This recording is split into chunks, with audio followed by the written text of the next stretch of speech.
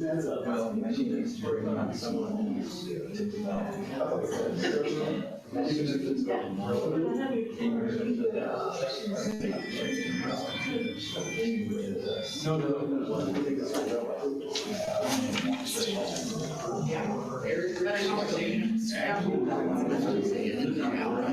I'm in the corral. I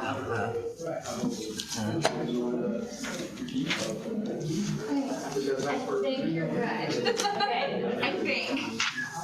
Well, there's a graphic there, so that's starters, yeah. It says waiting for the show. Maybe no one else is joining. Not online, but it's being recorded. That way, if anybody's not here, they can go back and watch it. I see. So we're not, okay.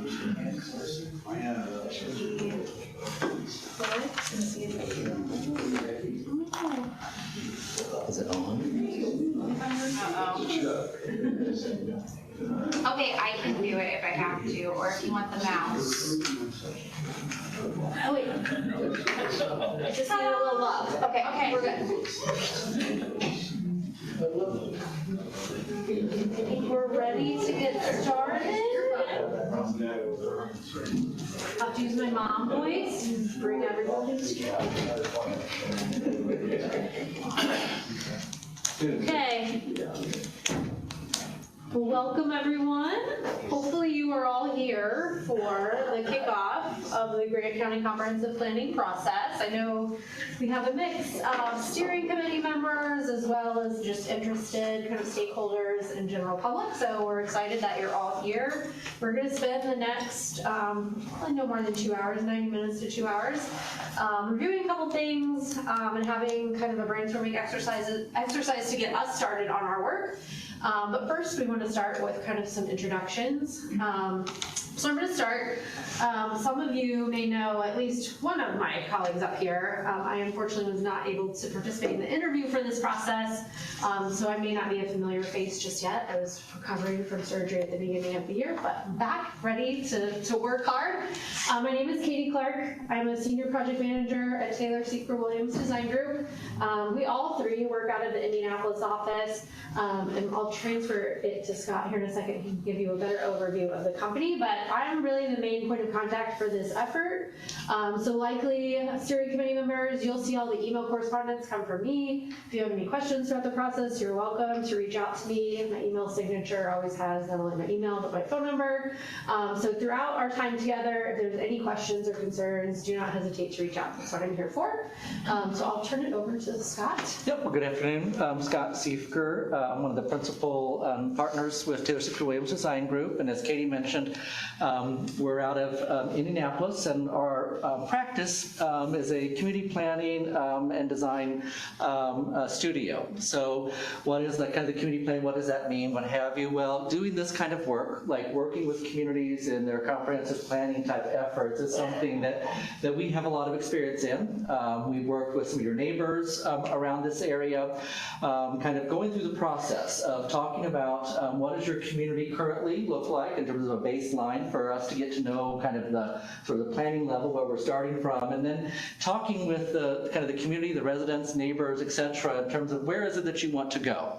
So as we talk about, and as Katie walks through the comprehensive planning effort, kind of thinking about the next 10 plus years, setting up vision for a variety of elements, and we'll get into that certainly here later this afternoon in terms of introduction. But our office has been around about 14 years, working on these types of community level planning and design projects, and we've coordinated with your local grant administrators. So some of you may know that, and we'll get probably I'm sure of this as well, in terms of kind of how this project is structured regarding the sort of the structure that the state asks us to go through.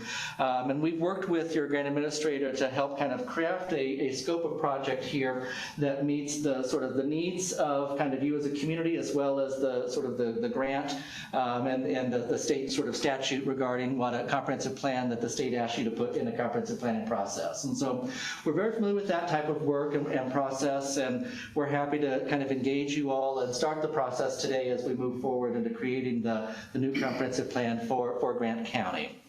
Also with us today is Matt, and I think he's taken some pictures. We're already starting to think, like, we think about production all the time. At the end of the day, we have to put a document together, right? And we need graphics and images for that. And so he was probably taking some pictures of today's meeting and other kind of things. So I'll let Matt introduce himself. Sure, yeah, I'm Matt Pytel. I'm happy to be here and help out a little bit, and just be taking some notes and some pictures today, and I'm excited to get started and help out with Katie and all of you guys today, and for the next few months working on this plan. Yep, so Matt joins us, he's been with about a year, and he comes from the planning school at Ball State, so kind of just down the street here, right? So happy again to kind of be engaged with you all and kick off the process today as we start talking about the Community's Comprehensive Plan for Grant County.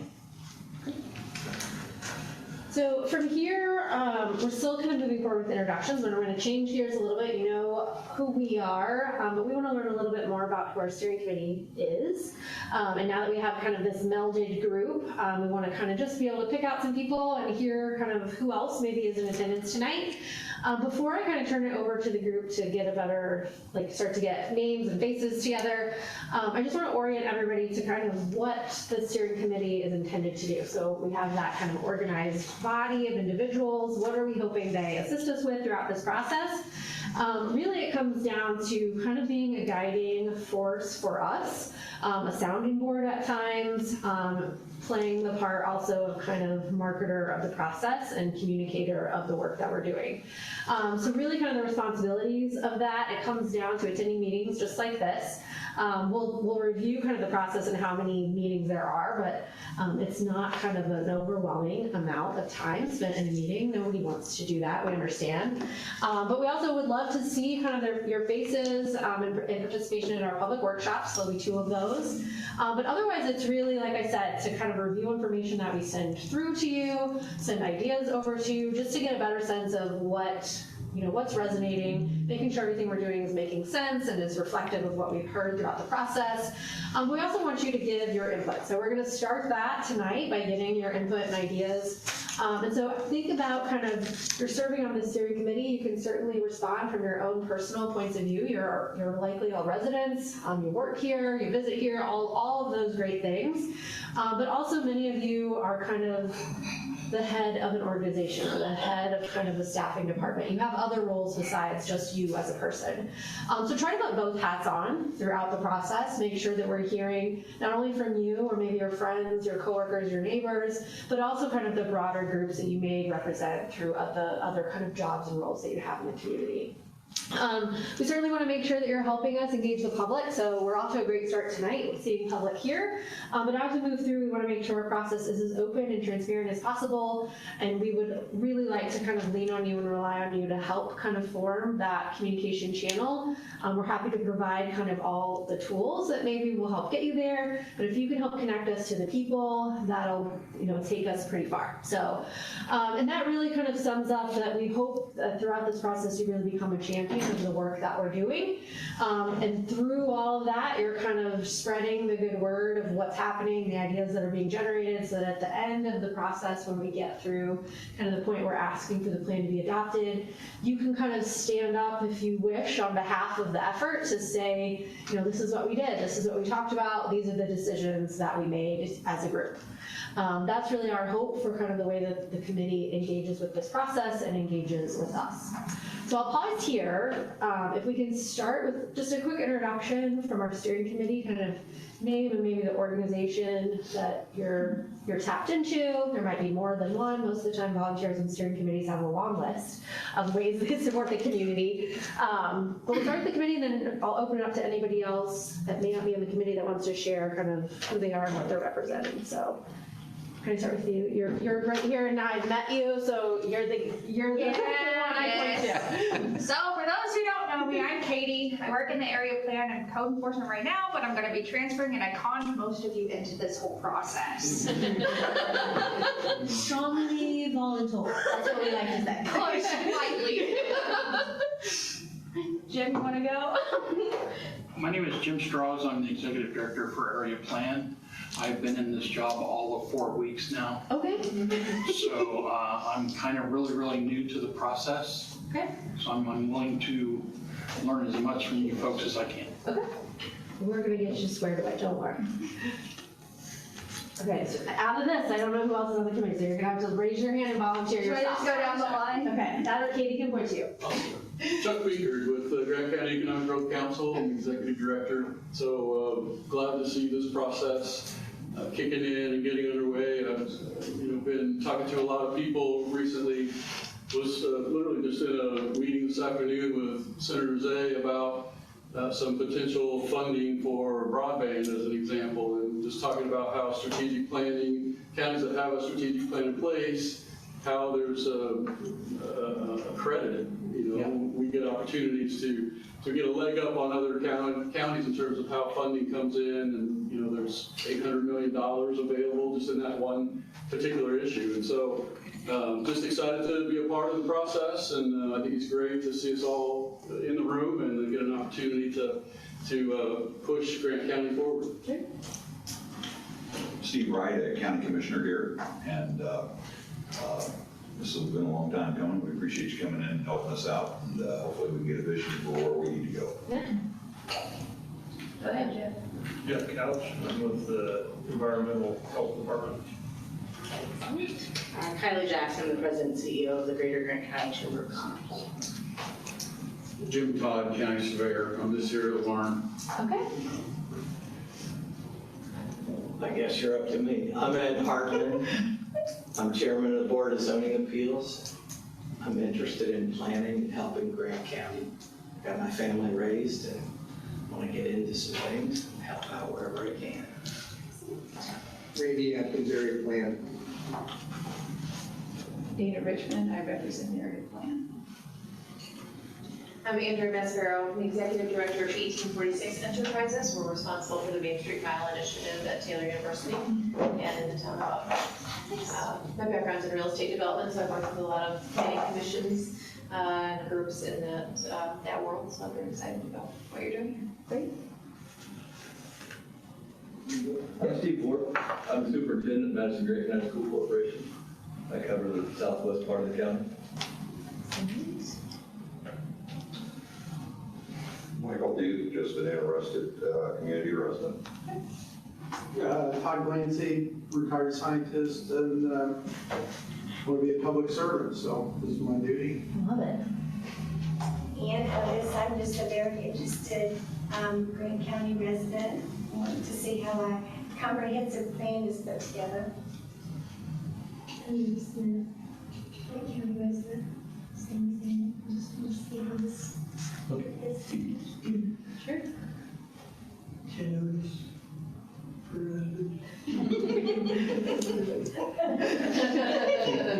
Did she make you come that way or Sarah Evans. I'm president of the Grant County Historical Society and a member and part of the leadership at First United Methodist Church. And we're really trying to figure out where our place is in this, trying to get the United Methodist churches together. United Methodists are creating, they've gotten some funding and it's going to be happening within the next year to some Grant County initiative. So we're not sure what that looks like, but I'm hoping that all these kinds of conversations will help us. Shane Middlesworth, Grant County Council President. George Atkins, co-chair of Grant County Soil Water Conservation District. If anybody'd like to come, we are the second Thursday at 9:30 in the morning out at the Ag Building. Associates, you can be a part of it. Landowner, former business owner, glad to be alive. Roy Cree, I'm just a concerned local citizen or property owner here in the county, so I'm interested in how things progress. Okay. You got everybody? Oh, yeah. It's okay. That's what happens when you come to these meetings. I'm here because I want to protect our farmland. Amen. Excellent. I was gonna say, so Katie's been helping us kind of check off our steering committee members that were able to come. So anybody that is not on the official committee, if you'd like to leave your name and email address, I'd be happy to kind of create a list just to keep you all involved of when we have public meetings, when there's information to review. So if you're able to kind of put that down before you leave, if you're comfortable, feel free to do so, and we'll make sure to kind of keep you in the loop as we move forward. So.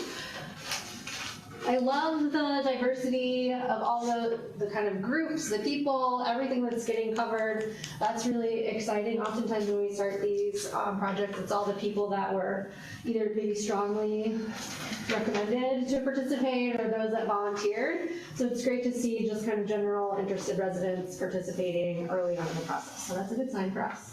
The rest of our meeting, we really want to kind of quickly click through a few things just to kind of orient everybody to what our process includes and what it's going to look like in terms of what it is we're covering and why we're covering it. We're going to touch just a little bit on existing conditions. We don't want to spend really a lot of time, and I'll go into more detail about that in a couple of slides. But we want to spend the bulk of our time, like I said, getting your input, getting your ideas, and really starting those conversations. So some of the things I may go through quickly, that doesn't mean you can't stop me if you have questions. So please feel free. I'm not like a formal person. Just shout out if you have a question, raise your hand, whatever it might be. Don't feel bad about stopping me. I do this all the time, and sometimes I just get on a roll. So we're going to start with kind of what our process is and what it is we're doing, why we're doing it. So has anybody, some of you, just based on kind of the groups that you're with, you likely have maybe been a part of some kind of planning effort at some level. For anybody that's maybe completely new, don't worry, it's easy and fun to get involved. I promise, hopefully it's fun at some point. But for us, really planning is really just a collaborative process and a way to get varied people together to talk about where you want to be in the future. It can happen at any scale. It can be for communities. Some of you may do it for businesses or organizations. It's really the same idea at the end of the day. Just when we're doing kind of a comprehensive plan like this, the process looks a specific way, and it may look slightly different if you're doing it at a smaller scale or for some other reason. Really, we're going to continue to kind of push that we want to make sure that we're understanding and respecting the values of the community. So I heard people already kind of point out that you want to make sure agricultural land is preserved. We kind of knew that coming in, so that's really kind of what we want to continue to hear, what's most important to you and the people that you know and love and spend your time with, so that we can help make sure that the recommendations we discuss and that we decide on together, that we're reflecting kind of what's most important to you. So we're not here to kind of reinvent anything or kind of, turn value ideas upside down. We're really here to understand what's important to you, what you're concerned about, and really help define tools that you all can use to move forward in the most appropriate way. So planning, like I said, can happen in a lot of different scales and a lot of different ways, but for us, it always comes down to asking and answering 4 specific questions. So throughout our time together, we likely will continue to come back to these ideas because that's really kind of the problems or the questions that we're trying to find an answer to. So we're going to talk a little bit about where we are today. We will provide you a lot more detailed information about where you are today after this meeting. We can get really bogged down in the details of what that looks like, but for our purposes, we really just want to understand what's happening, and then we want to look at, if we weren't going to make any changes, where would you be heading? And then after that, we quickly want to say, okay, well, that's not maybe where we want to go, and so what's it going to take for us to course correct and move forward in the way that we want? So that really kind of asking those questions, going through that process, is really to us what our process is all about. Thinking about where we are, thinking about what's maybe challenging or what maybe is concerning us, and figuring out how to change that future moving forward. So when you think about specifically a comprehensive plan, so that's the term that has gotten thrown around in terms of what this process is, what our final document is going to look like. In my mind, it's called a comprehensive plan because it's really the biggest, broadest type of community plan that you can do, because it's looking at kind of all different types of information, all different types of kind of solutions, covering all corners of your county, and thinking about kind of future ideas and iterations in the biggest way that is possible. The comprehensive plan itself is certain things, and it's not a lot of things as well. And a lot of times people kind of muddy them and mix them together. So as we get our work started, I want to just kind of square those up and let you know that the plan itself, at the end of the day, it's really intended just to be a guidance document. There's going to be a lot of great information, there's going to be a lot of great ideas, but it's really intended just to kind of capture what that big broad vision is for the future and provide ideas and strategies that you all can help participate in to move that forward. But it's not what we call an official policy statement, so it's not like zoning, it's not a law. The guidance piece of it allows it a lot of flexibility to respond to kind of just day-to-day, year-to-year changes that might occur and impact the county. So it's meant to be, like I said, flexible, but there's a lot of great, strong information that we can put in it that backs up your ideas. But it's really kind of the primary tool for the Planning Commission to make land use decisions moving forward. It's really kind of meant to be that guidance piece for them. So as kind of development or things come in front of them, they can look in the confine and see what the community has decided is most important, what makes the most sense, and they can use that to make their decision moving forward. So like I said, it is all those things, and it's a great document. It can be a very incredibly useful tool, but it's important to know that it's not that legally binding piece. So it's not going to specifically call out kind of zoning or development standards for property. So we're going to stay very high level. We're going to try not to kind of zone in on any one kind of property or kind of grouping of properties. It's also really not intended to solve every single problem that may be encountered now or in the future. We're going to talk about a lot of things, and then I think the next slide or the next two slides, we're going to see that big long list of things we're going to cover. So we're going to touch on a lot of things, a lot of information. But like I said, that flexibility piece, something may occur, 2, 6 months from now, years from now, that we may not have thought of. Like, who would have ever thought that we would have had a global pandemic, right? So all of a sudden, people's comprehensive plans didn't account for that. So it didn't mean they weren't great. It just meant there was a new kind of factor that needs to be considered. So there's that flexibility, that kind of room for change.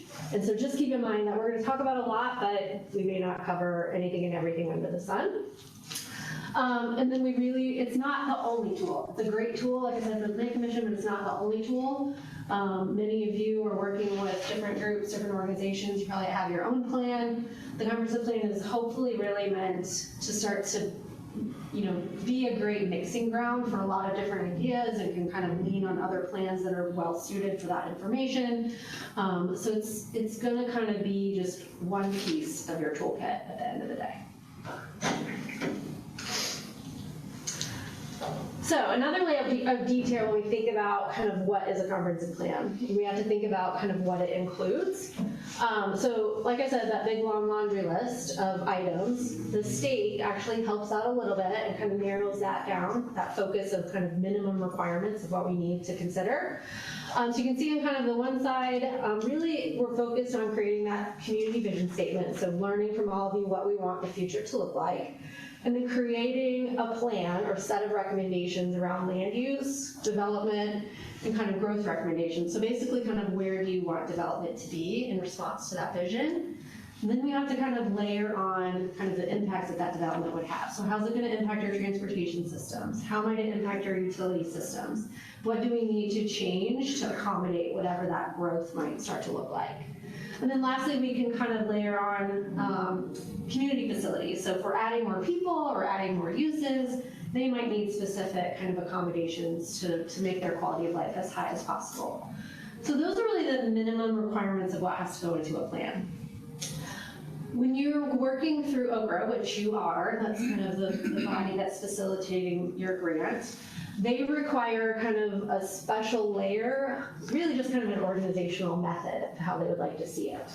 And so that's where you get kind of the 13 listings that is in that second box. So you can see this was the laundry list of things that truly makes it a very comprehensive document. We're looking not only at that land use piece that we know we have to, but everything through kind of agriculture, transportation, parks and rec, broadband. We're really kind of covering all the layers that would need to go into a really successful, healthy community. So you might look at the list and say, well, I don't know how that applies to us. And sometimes we get those where the topic just doesn't hit well within the community. Like we've worked in places where there really is no agriculture in the community that we're in. I know that's not the case here, don't worry. I haven't forgotten about your agriculture, but there may be some that aren't necessarily as high a priority as others. But because of the nature of Okra, we will kind of talk about it. We will probably pose questions to you about it. We will provide recommendations, but that doesn't mean that we're kind of trying to mess with your overall priorities. So just keep that in mind. Your priorities are what your priorities are. It's our job to make through that. At the end of the day, the plan will get through kind of the Okra review. They'll be kind of on board with the way that it's organized, and it will all come together on this. For a point of clarification, Okra is the Office of Community and Rural Affairs. So it's a state agency, and you, the county, went through the state process there through Okra and were awarded a grant to do this study. So Okra supports different communities with planning grants to facilitate these types of processes for communities, and so that's the state agency that you were able and lucky enough to be awarded this particular grant funding for, and then because of that, then the references there with sort of the layers of those 13 plan elements that Katie has mentioned, that's sort of why we have to go through a little bit of those, because that's part of the, if you will, the umbrella of what they like to see in terms of an organization with their particular grant-funded comprehensive plan projects. So it covers all of the elements on the left. Is that left side? Yeah. I know, that's why I didn't say left or right, I was gonna get it backwards. So their organization, covers land use, covers all of the elements that the state general code requires, plus all these extra things that they want communities to talk about. And to your point, when you brought up broadband, I think that's a good one in terms of the ideas of anything you can kind of think about in terms of what makes a community successful, vibrant, sustainable, economically viable, etc., are items that we want to talk about as part of the comprehensive plan. And again, it's partly because kind of the living, breathing kind of document that Katie also referenced. The ideas that from one administration to another, programs are developed. They may come and go. If there's a nugget in your comprehensive plan that's applicable to a potential grant-funded implementation piece, down the line, that you as a community can say, hey, we've talked about this type of project or this type of infrastructure initiative or whatever the case may be, that's a reason to certainly have those discussions at the comprehensive plan level and get those in the plan, because then you are set up as a community, as a county, to be able to hopefully go after some of those implementation type of resources as well. So hopefully all those kind of elements get covered as we begin to get into some of those planning elements, but that gives a little bit of background in terms of kind of the Okra acronym that we'll be talking about and that organization and kind of the root, if you will, in terms of how the plan is being supported here locally. Yeah, see, that was a name that in my head I knew what it meant, and I did not even think that maybe you wouldn't. So I apologize for that. Speaking of definitions too, I know even just so far tonight, I've probably said the word growth several times. And I want to clarify that when I say the word growth, especially related to a comprehensive plan, it doesn't always mean brand new development in a new area. Throughout this process, I think you should all keep in mind that growth can be a lot of different things. It can be preservation of areas that you want to see protected. It can very well be brand new areas where development is appropriate. It can also be preservation of areas or infill of areas that maybe need a little bit of boost to kind of keep it going or keep it rehabilitated.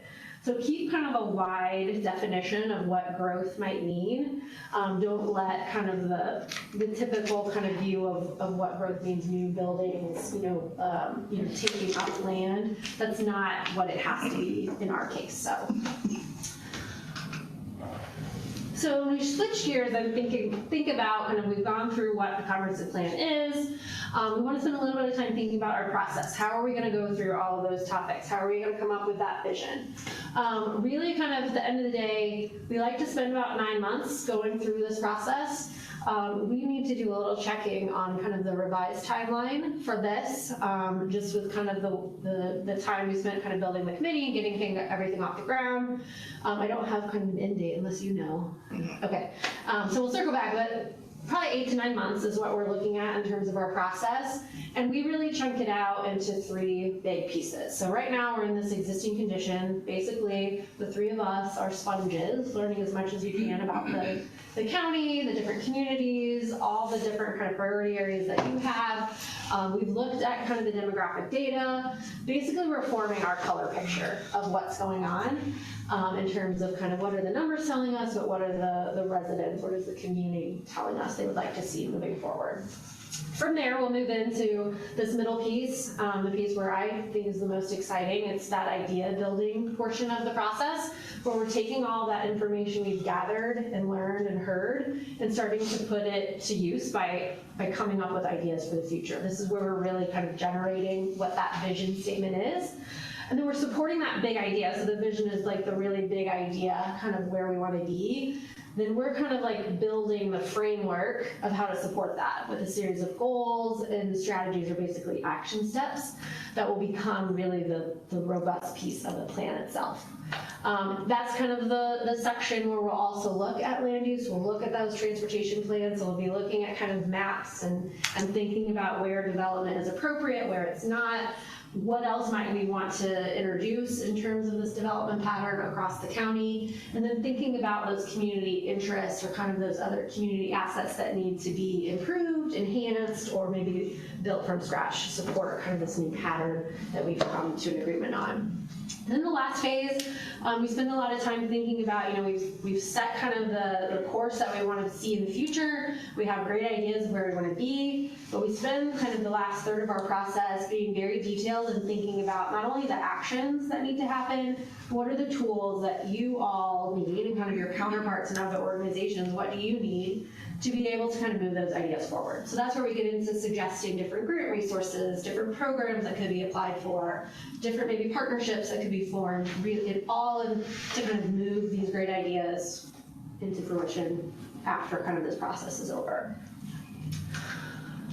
So in terms of kind of meetings, how those come together, we kind of bookend the process with kind of meeting heavy information, and that's really to kind of give us fuel, give us information to get going. Then we kind of do a checkpoint in the middle, and then we end it again with kind of heavy meetings to make sure that everything we're proposing is reflective of what we've heard from the broader community. So we're here with meeting number 1. Shortly, in the next probably a month or 2, we'll be focusing on kind of focus group discussions, maybe identifying some of you kind of stakeholders and residents in the audience that may want to participate in more focused kind of discussions around maybe some of the topics we'll talk about today. We'll be hosting a public open house to get additional residential input, and then we'll have a community survey. And then we'll kind of spend our time solely kind of working in a more focused effort with the steering committee in that middle piece, working through kind of the nuts and bolts of that vision statement and those goals. But then we'll bring all the information back in the back third, again with kind of meeting with the public and an open house, a survey, and kind of some additional kind of pre-adoption, I'd say educational meetings, informational meetings, and then the adoption sessions. So before I move on, any questions about the process, why you're here, what you're gonna do here? Everybody's squared away. I haven't scared anybody off. Promise it's gonna be fun. Okay, so we're gonna keep going. So like Matt especially has been working on kind of pulling all the data. So we use information from the census and a couple other reliable sources that can kind of aggregate all the population, housing, all that stuff, information for us. So Matt's been working on that. He knows all the data in his head.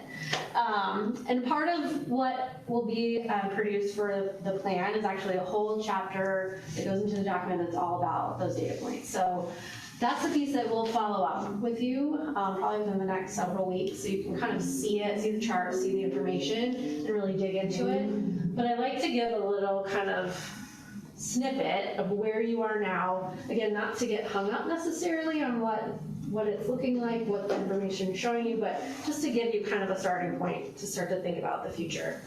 So I've highlighted really just a few different things. So if we start with kind of population, Over the last decade, the county itself, so the county itself includes all the unincorporated and incorporated areas, but over the last decade, your population is declining. I don't know that that's a surprise necessarily to anyone. And that's not the end of the world. It's all okay. Many kind of in the same kind of place. But then when you think about kind of not only the population, you can think about the age distribution that you have. And so the people that are living here overall are getting older. So that tells us that people are here, they're staying here, they're aging here. And so as over time, the age is just increasing. So it gives us a little insight into things we might need to consider in terms of kind of the population that's here now. But if we want to kind of increase population, might we have to add different amenities or different development types for younger individuals, younger families, just different age brackets. And then when you think about kind of the people that are living here and the way that they're living, the way your households are formed are non-family. So that means, and Scott and Matt may correct me if I say it wrong, sometimes I get it confused. It means that kind of not necessarily all the people living in one place are all related. So that's like a non-family household. So it's giving an indication of maybe how people are living, like kind of the community building, the way people are kind of choosing to kind of take up residency together, kind of just the mix of people that allows us to continue to think about how trends are changing across the county. So again, none of these are bad. One quick thing too. Thank you. The non-family households also include single households, so it could just be one person living alone. See, I knew I was gonna get it wrong. It's not wrong, it's just an add-on. Couldn't quite hear that. So non-family households also includes people living on their own. So it can be that you're getting just a different mix of potentially maybe two families living together, but it could also just be that more single-family people are choosing to live on their own. So we shift just from population numbers and we think about housing, because oftentimes if you want to increase housing, you have to make sure you have houses for those people to live in. You can look overall that kind of the overall number of units and the occupancy, which means just kind of are people owning or renting, just how that's kind of shifting. The number of units has been slowly decreasing, but homeownership is becoming more common. So it's interesting to kind of, your number is going down. Again, not uncommon, everybody is in a housing shortage. But it's good to see that potentially homeownership is increasing. So it just gives us kind of insight into maybe we need to consider a different kind of housing model, different opportunities if we want to continue to kind of increase ownership, or if we need to provide room or opportunities for some other type of product, we can start to think about that as well. Overall, kind of your housing stock, single family housing is increasing. So just think about before I say. So that is increasing, but every other type, so if you think about apartments, condos, anything else, mobile homes, all that, that's decreasing. So it's kind of, again, that's not out of the norm. Single family homes are, I would say, the predominant thing that different age demographics are looking for, but we can start to think about, do we need to increase some of those other products that we're trying to attract other, age groups, younger people, families, all that. And then the age, so fewer housing units have been constructed in the past decade than in any decade prior. So again, I don't think that's out of the norm. So we've done a lot of work in this region in East Central Indiana, and I would say this is pretty consistent across the board. It's just been kind of a slower period of time, and I think everybody's ready to kind of up that across the board. So again, none of those data points are bad. None of them are they're just kind of, they are what they are. It gives us a point to track improvement or track change as we move forward. So you'll get, like I said, more detail than you ever want on all your demographics. So for those of you like the little graphs and charts, that'll all be in that sort of existing conditions summary piece. Yes, you'll be able to dig all the way in, learn way more than you'd ever want to know, but we'll also include kind of information of not just what the data is, but what it means to us moving forward in this process. Yeah. What's your source of data? Oh, Matt, correct me, because I'll just lump it in all to the US Census and it breaks it down differently.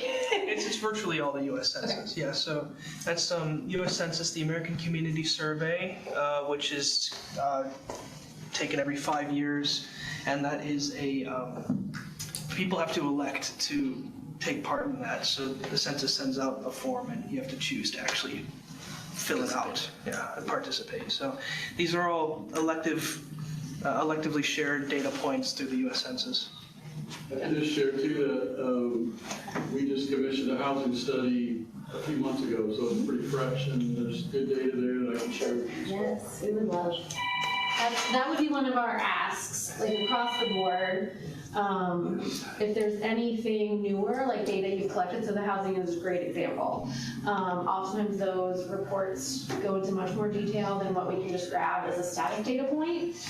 So anything like that, we would love to have. So if you're thinking about kind of the groups that you're working in or working for, even if it's not traditional data specific, if you have a strategic plan or an idea of a plan that you're working through, definitely let us know, because we can use that information to fuel kind of our work and make sure everything's really melded together at the end of the day. Okay, before we shift gears to idea sharing, any other questions?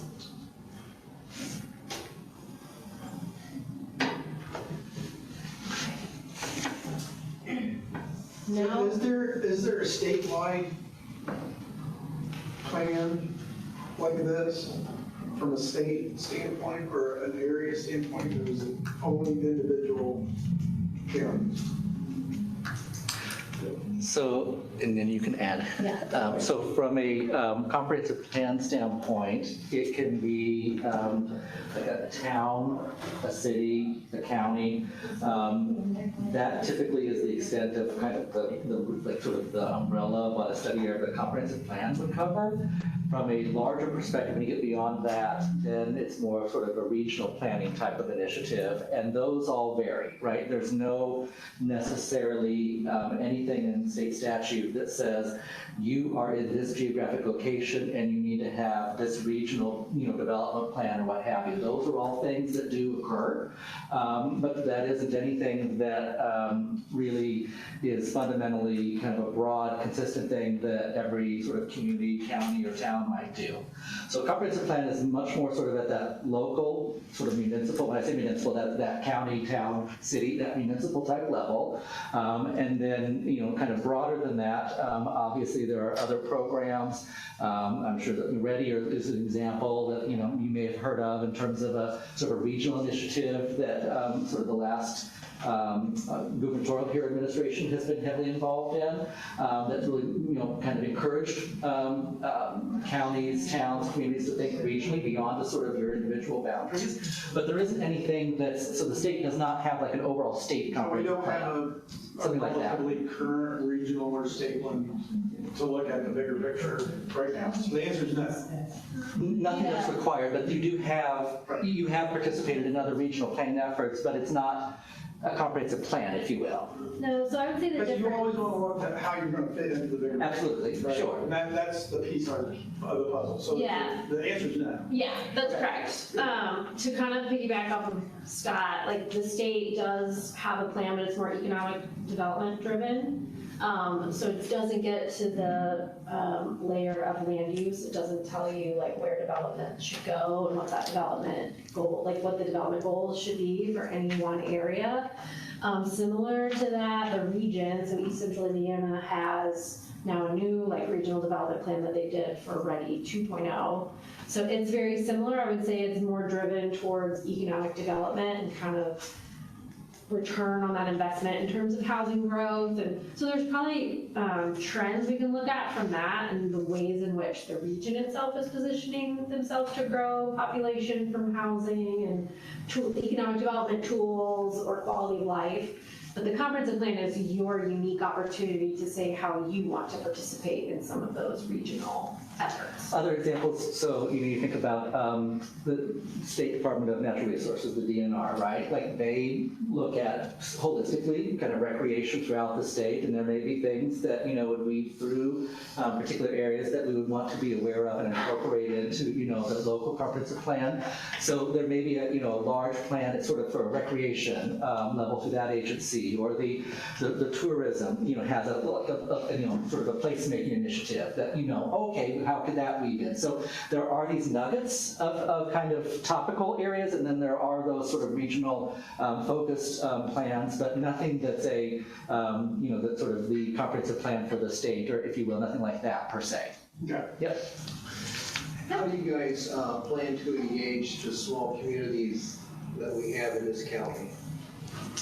So I would say my first suggestion, without kind of talking in more detail with any of you, are getting ideas, maybe from some folks that know those community leaders or stakeholders better. I would say they become one or a couple of our stakeholder discussions, just so we can have kind of a more intimate, focused conversation with those areas to better understand challenges they're seeing, ideas they have for the future, and then we can kind of bring those back out to the general public, to the steering committee, to start to figure out how those concerns, ideas kind of can start to mesh with the way in which the consensus is saying the county needs to know. Now, is it in our contract that you guys will visit those small towns at some point to kind of engage them? I don't know in words if it is, but we talked on the way up here, just verifying like our ideas of, we're including them, right? Like, what does that look like? So I think in our minds, that conversation has to happen. And we come and do kind of a field tour over a couple of days, driving around and orienting ourselves to the area, and especially those communities. So I think they'll be covered. But certainly, as we get into it, if there's specific context in those communities, we can make sure to reach out to them. And Well, I thought at some point through the interview process or through the other meetings we've had that we were going to ask for their, any plans that they may have to be provided to us, and somebody needs to reach out and make that contact if we're going to gather that information from them so that we can give consideration to that. I guess I'm just asking whose responsibility is that going to be to make sure we have them engaged? that's our responsibility. So yeah, what we will probably start doing is making a list, obviously, of the communities and then the contact information we can find. So I suspect that will be easier in some of the larger communities. We'll circulate that list if there's holes in it that we can't identify, like we can't figure out kind of the best person. We'll put that back to the steering committee to see if you have any ideas. But once we have the contact information, we will reach out to them multiple times. So a lot of times we're used to not getting responses. So we email, we call, we do everything we can to talk to them and get them engaged. So. Okay. And again, just for a clarification, right, this doesn't supersede, so, if the local community, like Upland as an example, has their own comprehensive plan, this does not, we take their kind of plan initiative and we just see how we connect or go, kind of this, we don't change kind of the process that they, as a body all went through. So we want to get those, understand what's in those, and then for the areas that are unincorporated or areas that don't have that, that's, I think, back to the kind of those focus group things that we want to certainly facilitate with those individuals because they haven't haven't been through the process individually. Those are the conversations I'm referencing. Yeah. Okay. Anything else? Yeah. Whose responsibility is it to let the rest of the public that's not here and could be involved to let them know what you guys are doing, that it's available, that it's trying to proceed? How do you get that out? Is it Grant County's responsibility to do it, or do you folks reach out to the general public? Or? So we basically, most of the time what we do, we're basically responsible for creating kind of all the communication materials, so press release, news update, social media graphics, whatever that might be based on kind of the tools that the community already has. So we look at kind of what exists, and then we'll kind of craft materials announcing the process, announcing like the opening of the survey, or when we're gonna have public meetings, and then we try to kind of identify the best people connections to get us into like the biggest pools of communication, whether it be the, you know, the county's communication person may run a social network page. If anybody has kind of organizational lists as a part of their community group, so through our steering committee, we hope to we'll create information, we'll share it with the steering committee, and then they'll kind of help us branch it out and post it and get the information kind of circulating in as wide array as possible. So it's a little bit of partnership and figuring out kind of first who the people are that can connect us to those communication tools or those platforms. And then depending on kind of what works best, we'll either feed information to that person or they'll create it. Like, that's kind of the piece we're still in the midst of figuring out, but ultimately we'll take responsibility for making sure that it gets out and posted. Create more involvement. Mm-hmm, definitely. It'll be easier for you. Yeah. Make your job. I like that. Okay. Keep that with you. Other questions before we move into sort of some of the other just broad kind of brainstorming discussion about the process or kind of the background of the effort, etc.? I'm ready for more fun. Okay. So we're gonna switch gears. Now we're in kind of idea sharing, whereas before it was more information sharing. Can you pass out our little packet? So I think there may be enough for everybody, but the packets that Matt's gonna pass out are really kind of just for general note-taking for everyone. We're gonna keep track of kind of everything that's shared up here as well. So feel free, if you don't get one, sorry, you're not counted out, you can still participate. Do you have a few pins if someone needs a writing instrument for their notes or thoughts or what have you as we kind of go through this conversation? Perfect. So in the background, kind of before we came here today, like I said, we've been pulling all of that data, all of that kind of economic information about the county and the various communities. We're also starting to look at just kind of different patterns, systems to build out kind of that existing condition set of information. And so what we want to start with tonight is hopefully kind of easing into this process of information and idea sharing. But we want to think about kind of assets and liabilities. So basically strengths and challenges, whatever word you like to use in that kind of situation, that's really what we're aiming for, the good and the bad. Because that really tells us things that we can start to build ideas on. So a lot of times when we're working in communities, we always start from the great pieces, the things that you love, the things that are going well, and we can learn a lot from those. We can figure out kind of why is it working well, who's supporting it, who are the partners, and then we can oftentimes use that information to start to think about how we can overcome those challenging pieces, those liabilities, those things that you're concerned about. Oftentimes, if you've ever done what's called a SWOT analysis, does anybody know that? I'll give you a few dramatic head shakes. It's very similar what we're asking for to the SWOT. I like to simplify it because sometimes people get really kind of hung up on the difference between the strength and an opportunity or a weakness and a threat. So I like to simplify it from assets and liabilities. So hopefully you've all done something similar and this will come very naturally.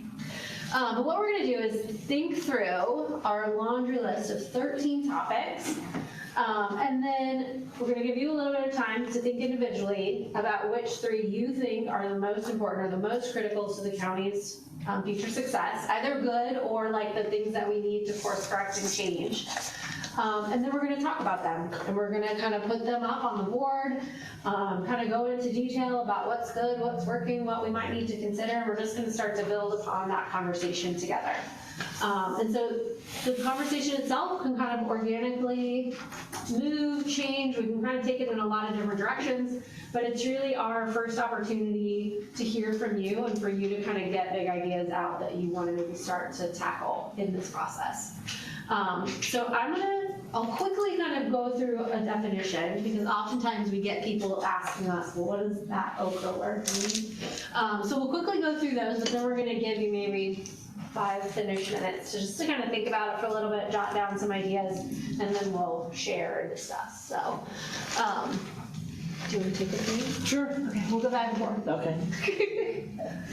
So land use, again, we're kind of following along on your sheet here. We're just going to, as Katie said, just kind of highlight kind of a snapshot about what these topics are. So again, this goes back to sort of the structure of the plan that they've asked us to, through your grant, make sure that we cover each of these items. So we want to already get you thinking about each of these items. So the first one there is land use.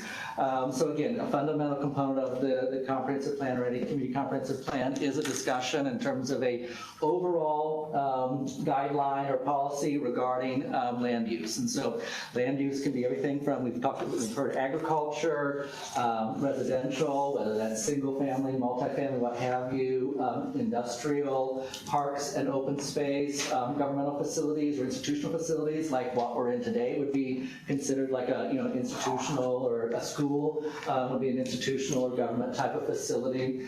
So all of those types of kind of categories, retail, commercial, office, any kind of thing that you think of in terms of like what you go and use and facilitate in terms of a business, or where you live, or where you work, or where you are educated, what have you, all of those we give a land use assignment to. And so the comprehensive plan will have an existing land use, so we'll do our snapshot, just kind of with what we were talking about there with some of your demographics. We'll do a snapshot and a map, right? Think of a graphic map like this. It'll have color assignments on it based on here's kind of where you are today with your land use. And as you go through the process, at the end of the day, one of the requirements both from the Okra State Agency as well as state code is that a future land use map is included. That future land use map, as Katie mentioned, we don't necessarily get down to like every single parcel. It's more broad strokes regarding these are the types of kind of uses that may be appropriate in these particular areas as you move forward and think about different kind of aspects in terms of the upcoming years that this plan would be used as a guiding tool or a guiding document. So that's the land use category, and some of the kind of the topic is related to that, or the kind of the elements related to that topic. And I'm sure there are maybe some assets or challenges, opportunities, or strengths related to the land use that you may have that you want to begin to share with us that we begin to identify. Category number 2. I should have gone first. The second one's tricky. Government and fiscal capacity. So this is one of the ones that we often get asked about. And I would say it's really just kind of the management, the organization, kind of all the departments and groups that come together to make decisions for the county. That's really where we're focusing on identifying kind of ways we can improve, make more efficient, or even kind of unify them together if there's differing opinions. So oftentimes within that section, we hear a lot about communication, the flow of information from different bodies, the better ways to share information with the public, ways they would like to see that improved. We also hear sometimes a little bit more about kind of different strategic efforts that need to be undertaken so that the county, the commissioners, whoever that might be, can make better decisions. So think about, this is a great example, this planning process. Once you're done, it's going to be a much better tool for the Plan Commission. So it could be that maybe a capital improvement plan is needed for the commissioners to be able to kind of better, not just commissioners, for them to kind of figure out and proactively plan for the way they need to make investments. So it's really kind of that management and oversight of kind of all county departments and levels of government. Public facilities and services. So this is again one that's both in state statute that's called out as well as in sort of the Oklahoma State Agency requirement. Think about it as sort of the infrastructure, the nuts and bolts that make a community, make the county work. So your sewer, water, gas, utilities, all of those things would be part of sort of just an analysis and an identification, and if there's any goals related to what eventually would be, you know, something that, you know, we need XYZ type of utility enhancement in the future. We know that's on the horizon. We want to identify that so it gets in your comprehensive plan. So you start planning for that larger capital, potentially utility type of investment that may be on the sort of the, you know, the horizon or the long-term horizon in the future. So additional things that could fall into this category in terms of services, again, some of those institutional type of services, some of your public safety, those type of things would all be sort of some of those community service type of elements that could also be addressed in terms of this element. So placemaking, it's a little bit flexible, I think, depending on kind of community specific, but placemaking is really what makes the county special, what gives kind of your residents a sense of pride. And I would say as we're looking at kind of the plan across the county and in all of these different kind of incorporated areas, large, small, placemaking is going to take on a lot of different forms because I think it's going to change depending on kind of what's important to these areas. And I don't know, we'll see if Scott agrees, but I think placemaking can also kind of be a good place for kind of your tourism places. You guys have a lot of unique features that makes the county kind of, I think, the history and kind of how you're identifying yourself, at least through kind of different agencies. And so I think some of that fits in with placemaking as well. We often kind of gravitate towards all those bricks and mortar type projects, those very tangible, tactile type projects, but the comprehensive plan could certainly address programmatic kind of elements, marketing elements, and that certainly could fall, yeah, events, festivals, branding, all of those kind of things for, you know, your communities and your county, the identity creation, all of that, you know, if those are kind of issues that we hear and we identify would be in that category. Similarly, in terms of the economic development, while we immediately think like bricks and mortar, well, there's also probably a programmatic or policy kind of elements in that category as well. It's not necessarily 100% always identifying, you know, bricks and mortar. It's, you know, could also be about investment in, you know, a community, and sometimes that investment is tied to other categories, right? Sometimes it's a utility upgrade in one of the smaller communities is an economic investment in that particular area.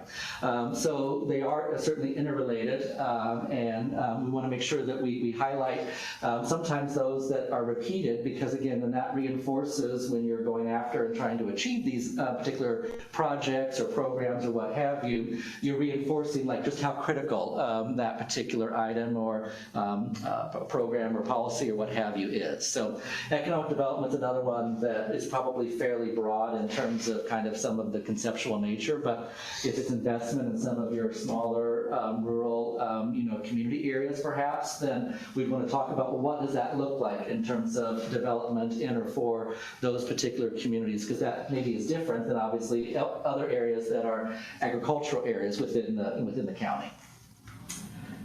So housing, it's fairly self-explanatory, but for the next few that I'm going to do, you might be thinking, well, Scott kind of covered that in land use, right? Like he talked about housing areas, you can think about agricultural areas, all those are going to show up under land use. I would say the difference when we get to housing is not just where it goes geographically within the county, but what are the programs that can help support new housing? What are the programs or the resources that are needed to support maybe housing that needs improvement? So that's kind of, we strike the difference between land use is really geographically based in terms of kind of where we want it to go and what maybe policies we need to increase to make sure that happens there.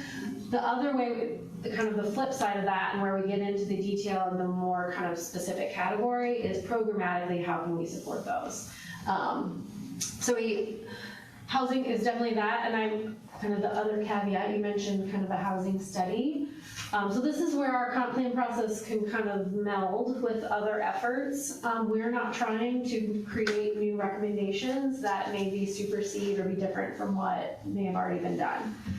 Within this section, we can really hope to learn from an existing plan and make sure that if there's additional recommendations we can make that help support you, great. But it's really our job to make sure that the tool of the Planning Commission matches with the recommendations that specialty kind of focus plan has.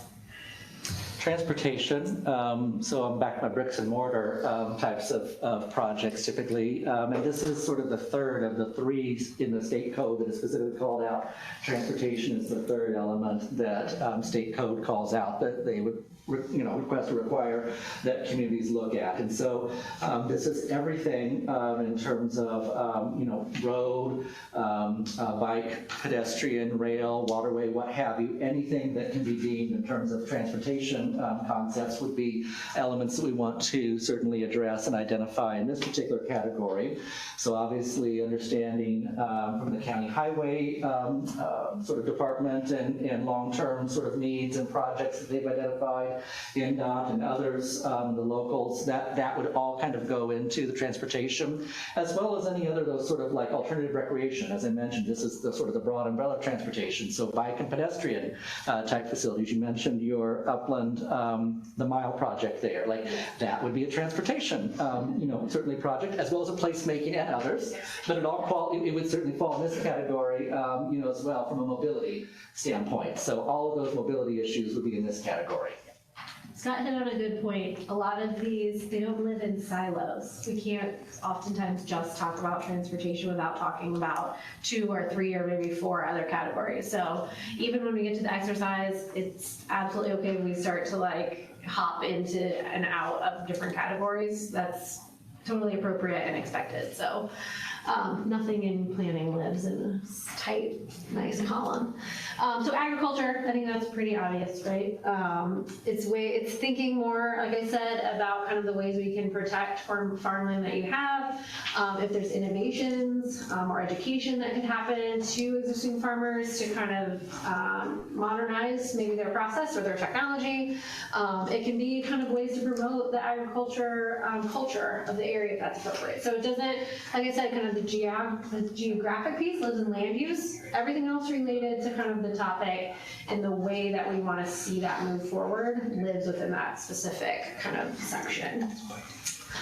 Scott's talking, so I'll hit natural resources too. Oh, I was just clarifying. I was trying to make what Matt, I was like, making sure I knew what was in it was, but go ahead. No.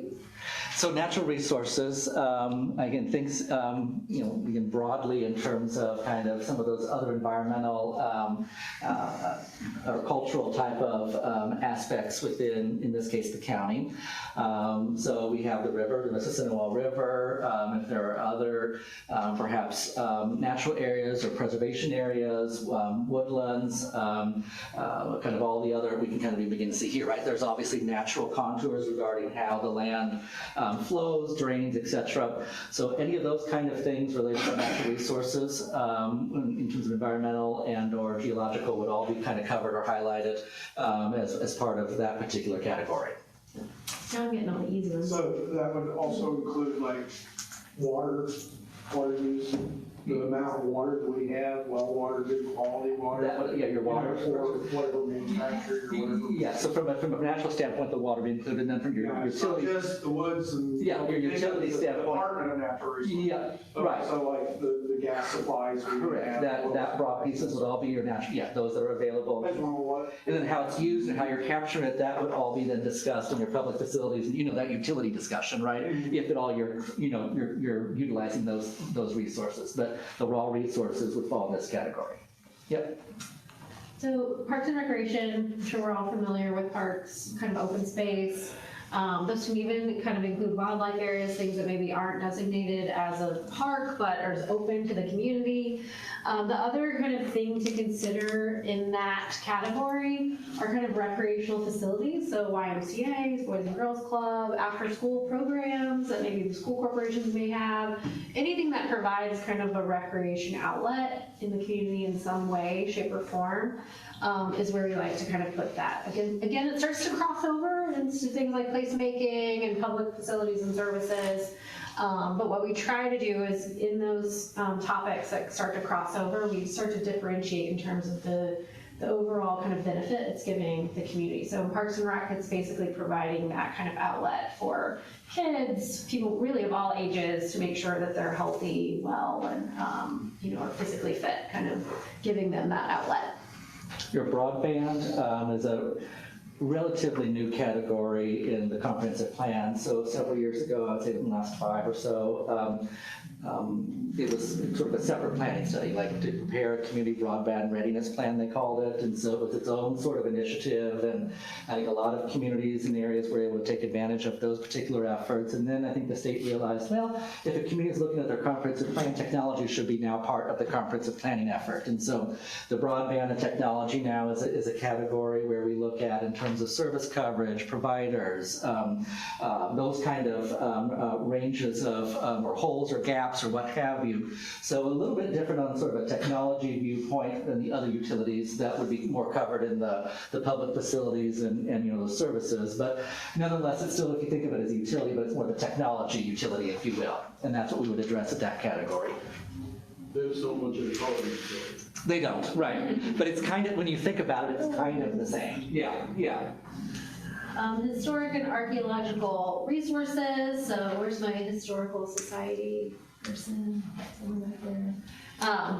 This is kind of the area to discuss that. So the history part kind of can deal with buildings that maybe need a little bit of rehabilitation, a little bit of improvement to make sure that they can provide kind of the best use in the community. Obviously, kind of the archaeological resources, if there's kind of a village that has been protected for years and years, the first settlers of the area, whatever that might be, that's our area to kind of note those and discuss how we can protect them, how we can improve them and promote them as part of the county story. And finally, hazard mitigation. So that last category is something that's fairly broad in terms of how you want to define it.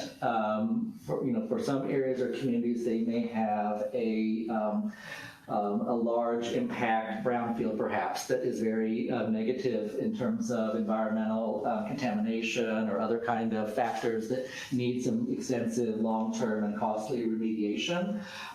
In others, and I think with the predominant kind of the hazard mitigation level that we kind of identify and work with on the community planning level, fortunately isn't necessarily all the sky is falling and it's doomed because everything is like, terrible and we can't, do anything with this land or it's scarred or needs so much remediation, but it does deal with, in terms of like preparation,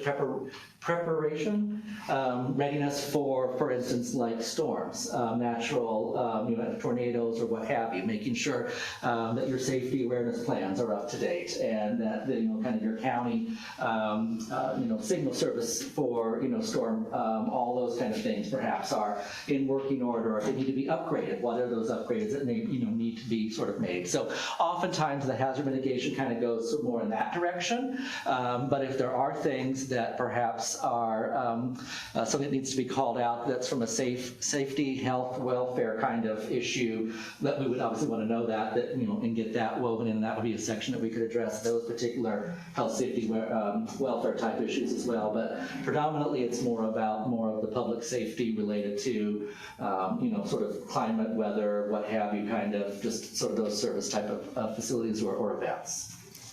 So that's kind of the broad definition or broad introduction to the world of the comprehensive planning, 13 topics that you'll hear us talk about from this point until we end the plan. Yeah.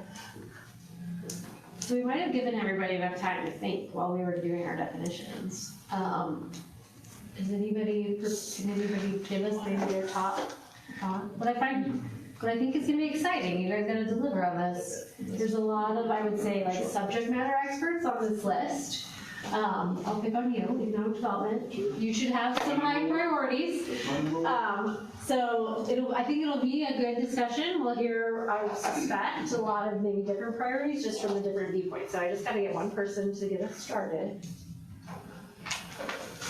Come on, now I'm gonna pick. Yeah, I'll go. So, yeah, economic development obviously is at the forefront of my mind and my efforts and my time these days. So, there are, the more people that I talk to, everyone, matter of fact, someone came into my office the other day that just moved here and like, why aren't you going out and having these companies come and, build factories for, 500, 600, 700 people? Oh gosh, I never thought of that. I know. It's so easy. Yeah, thanks for coming. Anyway, so, economic development is one of these that just begins to, the tentacles just start to go into some of these other topics. So, one of the things I think that we struggle with here in Grant County is opportunity for land, whether we've got a few acres that are available in different parts of the county that have been kind of set aside as an industrial area, industrial park, or whatever you want to call it. But the use is limited, and when we see requests coming in from the state for, even data centers are coming and talking to us, and they want 200 or 300 acres, so when you're trying to figure out how do you accommodate the needs of the folks who want to build a plant here, or want to build a data center, or want to build a whatever,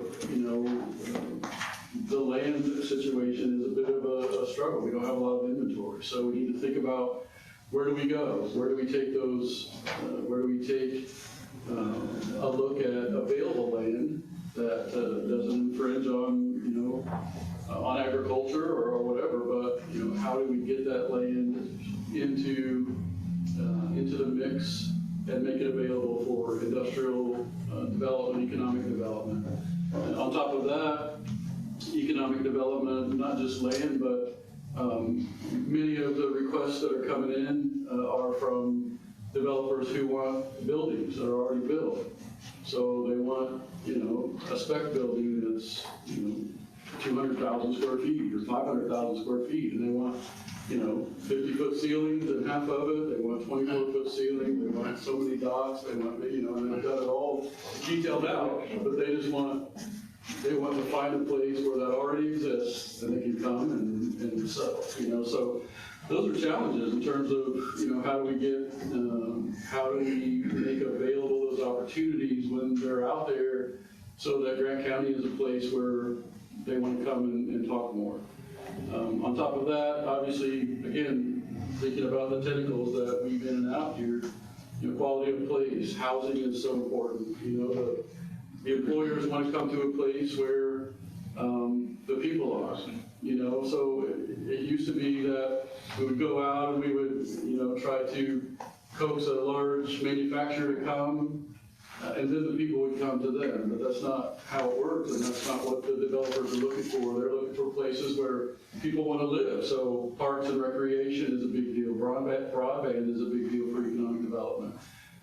So, just all of those things, public facilities, thinking about the data centers, they take a ton of power and they take a ton of water. And so where do we have areas in the county where there's available land and there's large, power supply available, where there's access to large amounts of water. So there's just so many things that are related to economic development that I think from a comprehensive planning perspective, we need to kind of get to a point where we agree on this is where we want to see industrial growth. This is where we want to, see these kinds of things. And then again, taking into consideration the quality of place elements that, this is the place where people want to move to. This is a place where kids want to stay after they graduate from college. This is a place where we have all these amenities. And so there's just a lot of elements there. So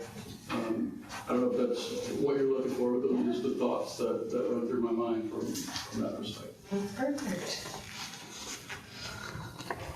Anybody? So did you get it? Yep, Okay. go for it. Okay. That's really interesting. I appreciate that point of view. And then there's a total kind of opposite view of, the quality of living, not based on a dollar sign, right? And so my top three would be land use, agriculture, and natural resources. And the way I look at that is that's the basis for all the rest of it, okay? Is the natural resources that we have, the agricultural mainstay of this whole region, right? That's what built this region, and that's what continues to keep it moving forward, is that agricultural base. And then that also turns into the land use, right? Are we going to keep that base? Sure. And then you have the agricultural piece as we grow the same things over and over and over again. And if we look at my long-term vision that I see is and this is why I ask about the more regional piece, is we're being squeezed, right? As the sprawl around Indianapolis, Fort Wayne's not so bad, right? But if you just go up 31, what they're doing on 31 out of Indianapolis and putting in the infrastructure for all the housing that's coming up through there, I mean, that sprawl is just amazing what's going on. And every county, as you go outside the ring of Indianapolis, is vying for all of that money. And, we're just another generation outside of being caught up in that, right? So, and then Fort Wayne could start doing the same thing. So you just look at that sprawl, I mean, we're almost to Anderson, right? It expanded 69, and just look at history, right? And what we're doing. And I look at all those people, all that sprawl, and less agriculture. And, maybe my vision is this whole area, Sligo County, Grant County, Madison County, where we're going to be kind of taking over, is, we just grow a lot more fresh fruits and vegetables, those kinds of things to supply that population that's right here. And that kind of ties into the tourism a little bit, right? Is we have some tourist attractions, people come up, and it's like, oh, well, this is a great place. Because you see 69's a corridor, and that could be, they need to work into the transportation. That transportation, we don't know what it will be in the future. It might be high-speed rail or something, but this would be a great stop between here and Fort Wayne, right? Be a great stop. This is my kinds of visions, is the quality of the place to live really comes back to the natural resources that we have and how we utilize our land use. Because the more wealthy people want to be just outside of the industrial piece. They don't want to live beside, an industrial factory of any kind. Right. Or then it turns into slums and they want to be around that. And that's just the way life is. Sure. Just, and so that just keeps pushing that wealth out, and that's what we'll be, is we'll have wealthy people want to live out in the country, and then what? Sure. Right? Where are these people going to go? Right? And then it goes back to another point I want to make about natural resources. If we would tap into the natural resources like gas and oil that we have in the county, right, and have a really true, very reliable source of energy, that you put the building blocks for industry to come in, the industry will come in, right? And I think that goes along very closely with what you're saying. I'm just saying a lower building blocks than putting up buildings and marking out exactly where things will go. So maybe we don't want, as a community, really, really large industry to come in, just a certain amount of industry, right? The nice balance. Everything works better if it's in balance, not one way or the other. Okay, thank you for listening. Well, he understood first, hold on 1 second. So I'll preface this on when I was a younger person. These were the things I looked for in a community. Public service facilities was always at the top of my list. I'm looking at police, fire, EMS, good schools, and then after that, you know, obviously housing. Is there good, decent, affordable housing? And then I follow that by parks and recreation. If I have young children, where are they going to play, and are they playing in a safe environment? You know, there's a lot of things that come into a comprehensive plan, but taking care of your family should be first on a priority list. If something happens, if there's an emergency, if there's a fire, if there's, you know, an accident or whatever, what type of medical services do we have? What type of fire do we have? What type of police and sheriff's department do we have? And then public schools. You know, I've been down here for a short period of time, and I know most of the schools in the area because in my previous career I inspected most of the schools in the area. So I know Grant County has really good public schools. I've been associated with fire departments, so I know Grant County has decent fire departments. And I haven't been to as many parks in the area as I, you know, would like to go to, but I'm still exploring my way around Grant County, so. Yeah, Scott, and it ties into what Jim was just saying about public schools. I'm going to take it up one more. Let's say under economic development as an asset, there are two high-quality universities here in the county, at IWU and at Taylor, and they have programs that are, they have very good quality programs. Yeah. The individuals, the students, and let's say the students, the younger people that come in through those programs, it would be desirable to give them a high-quality life environment to put their roots down in and work here, live here in this county, to prosper and grow well.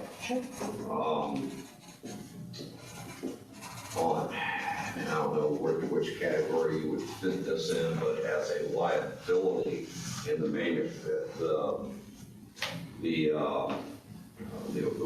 working sector of the community here in both Cass City and Marion, historically, we had a very strong, resilient manufacturing base. Going back to the person from the Historical Society could support this.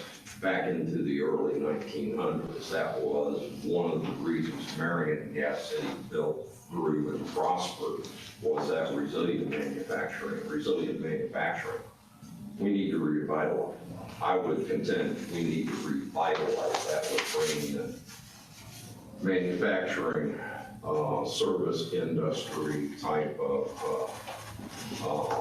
opportunities into the, I hate to use the word industrial base because that quantity, that signifies just manufacturing, but in a broad spectrum, industries that are going to bring opportunities for building wealth in the, and rebuilding wealth into the community on a broad basis, not just for certain families or individual families, but more and more of the population, be it high-tech, be it chip manufacturing, be it support industries for the automotive industry, and so forth.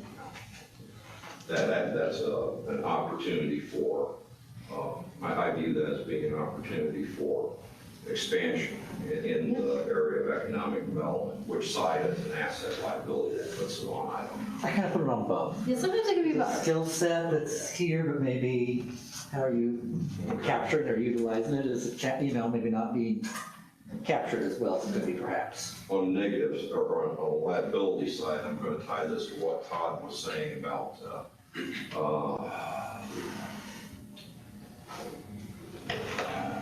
how did you say that? about the corridor, the Indiana I-69 corridor. 25 years ago, when I was doing work in Indianapolis, I saw charts and plans of projections at the state of Indiana, as well as the Indianapolis Chamber of Commerce, that identified our corridor, the I-69 corridor, eventually by 2050 or 2075, being primarily residential, being suburban. I don't necessarily agree with that, but as you see the expansion out of Indianapolis and the growth out of Fort Wayne, that's kind of taking shape.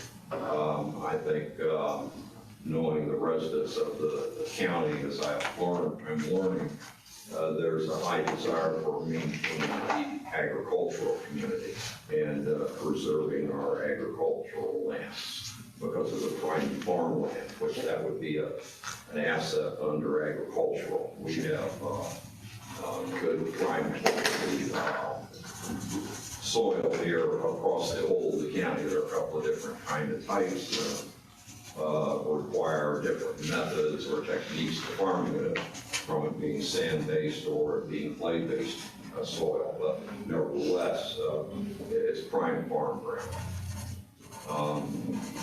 And this is a liability going back again to this corridor, not from what may be anticipated happening on the good side, but there's been the reputation and the effect of the drug trade from Mexico into Ontario and Canada along the 69 corridor. Marion just happens to be one of those communities that has been impacted by that significantly.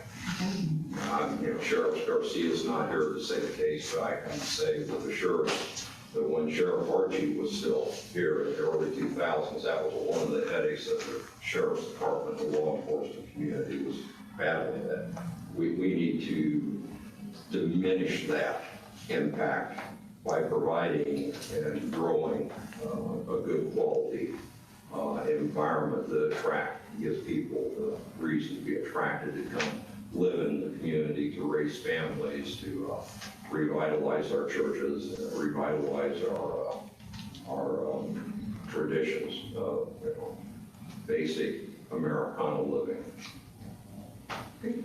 That's my input for now. Thank you. I have a couple, just really quick ones. Sure. Housing, I would just say identifying potential blight elimination programs in all of our cities and towns, and then coming up with a plan for infill housing, building homes that families want to live in, and really build up, the cities and towns that we do have. And then the other one in economic development, we have those, 2 great universities plus Ivy Tech in the county, identifying what they do well and really promoting entrepreneurship in those areas. Like someone said, get those students to stay here and grow those businesses, plant those businesses once they graduate.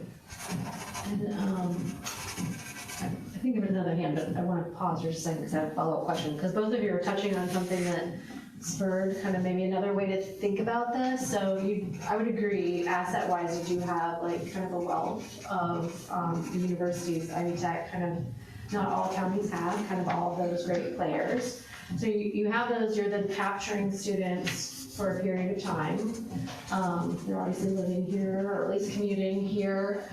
So what maybe is lacking across the county that then those students, when they've graduated, why would they leave? What's lacking? So I've heard a little bit about housing, obviously that's a key one, I think. Some of the quality of life kind of players I mentioned. Anything else that you think is just kind of missing the mark that people are looking for that we should consider?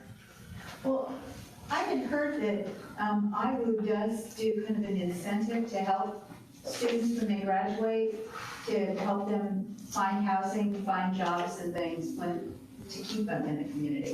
I don't know if that's true, maybe somebody else does know, but that would be an asset if that's true. I also, another educational asset that's just getting started is Goodwill is starting this Excel Center school. They have them all across the country, and they're just starting it. They're renovating the old Hallmark whatever that area is out there. They're renovating that, but right now they're in our church, and they're hoping to have 200 to 300 students. Excel Center brings in adults to get high school diplomas, not GEDs, but actual high school diplomas with the Core 40, which whatever they change it to, who knows.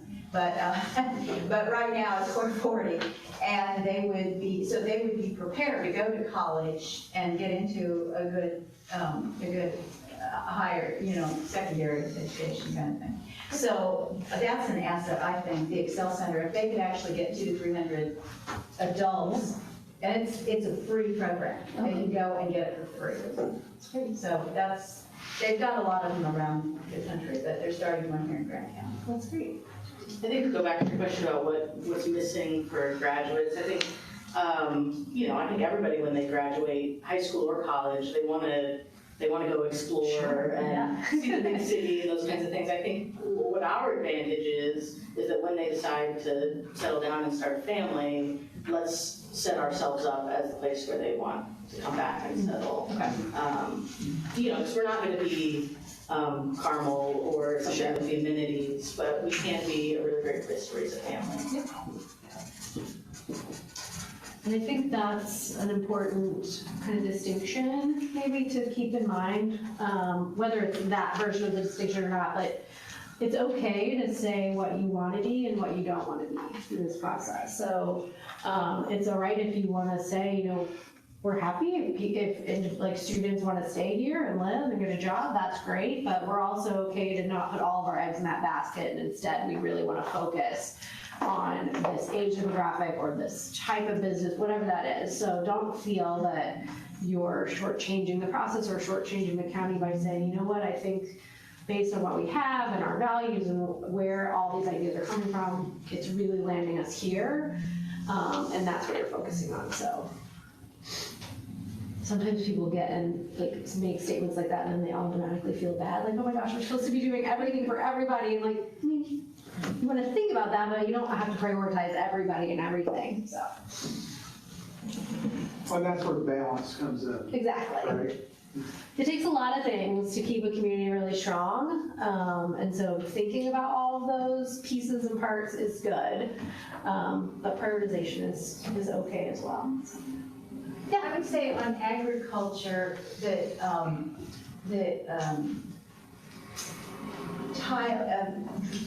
just the whole issue with water is an issue. Okay. I know that tiles are a big, I know I've talked to some of the farmers, because I live out in the county, in Pleasant Township, and I know that they could spend millions of dollars redoing the whole drainage system, and the tiles can be 100 years old under some of those fields. And so that's definitely a liability. Sure. You can't make enough money to deal with that, because some of those tile systems, those drainage systems go across acres and miles of fields, as I understand it. And so, we've experienced some of that out our way too, and have seen it firsthand, and seen some reparations on it, knowing that that does make a difference, but it's a very expensive reparation.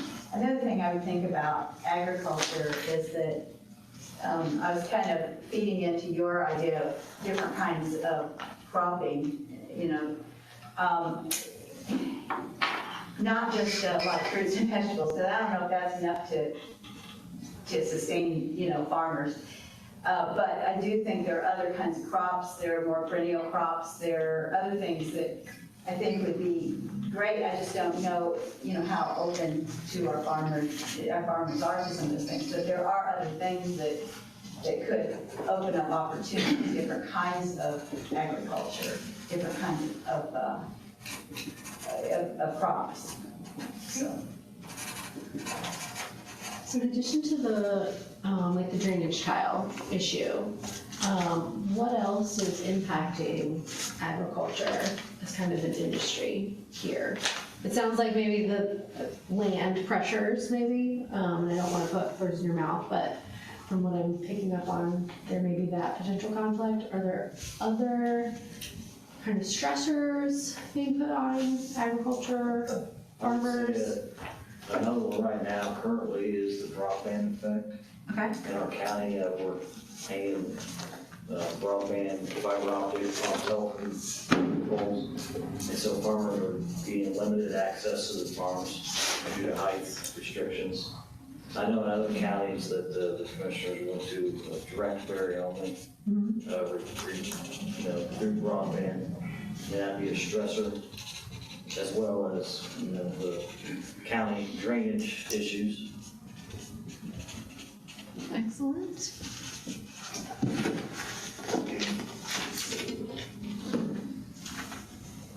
What else haven't we hit on? So that question was what other pressures are on agricultural land, right, basically? The land or just kind of agricultural practices. Sometimes we've heard that just like generational practices. So obviously there's probably a generation of farmer that's ready to retire and move on, but their son, daughter, whoever, can't buy into the farm just because of prices. So it can be really anything that's potentially putting the agriculture industry here that exists at risk. So it can be a lot of different things. Yeah, I would say that the biggest risk I see in ag is not county centered, it's federal government centered. Sure. They've got their thumb on the scale and it just throws it all out of balance. Well, I keep going back to balance. Balance is my word for today. Yeah. That didn't really fit into this, right? Yeah, I don't know that I can solve federal problems, but I think knowing though that they're impacting here locally is important to know. Just to know kind of what that big pressure that sometimes everybody puts to the back of their mind because it's federal government is outside my. That's where that comes from. Yeah. Just price supports and so on, and why and so on, and that keeps us into just growing the same things, and maybe we should look at some industry tie into the other crops. I said fruit and vegetable waste. What else is there? Because you're right, there could be some other things where we tie. Well, hemp, there's been some hemp growing in this. The west side, yeah. And then how does that tie into some other industry capabilities? I think that's and a the great limitations, the legal limitations on hemp too create issues. Now, well, there's a lot of other things we gotta create in that path, but that's a path to take. That's a path to take. But I think the price of farmland is a liability to agriculture too. It's very, very pricey. Right.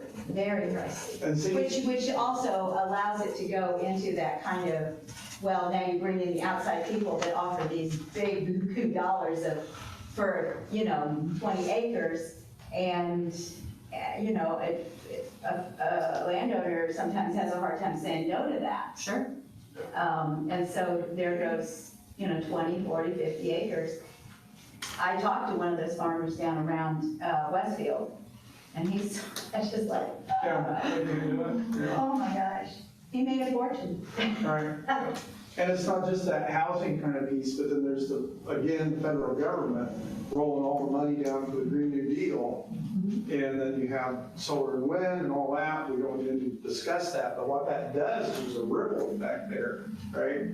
That those federal dollars come in and then it replaces farm ground. Now those farmers still have the equipment and they still kind of want to farm, but now they've got a lot more money and it increases the price of the ag land even more. And then they're the only ones that can buy it. So there's a lot of pressures.